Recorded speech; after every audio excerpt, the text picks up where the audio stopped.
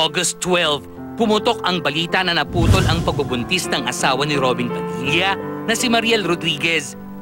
Triplets sana ang dinadala ni Mariel na pangalawang beses nang nakunan ngayong taong ito lamang.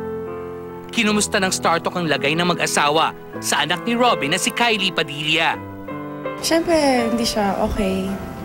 Ang mabibigay na lang namin ng mga kapatid ko is, support at sana alam ni Papa nandito lang kami para sa kanya. Ang dami rin sinacrifice ni Papa para, para sa baby. And, wala akong power kung baguhin yung sitwasyon eh. So, yun na lang, love and support na lang. O, tsaka nakita ko kung gaano kagusto ni Tita Mariel magka-baby. Mukhang hindi pa handa si Robin na pag-usapan ang pinakahuling dagok sa kanyang buhay. Wala. Hindi kasi ako niyakap ko lang siya ng matagal. Hindi ako masalita na tao eh. Paparamdam ko na lang sa'yo. Hindi naman, pero oh. Hirap nga tumingin sa kanya kasi ang lungkot niya eh.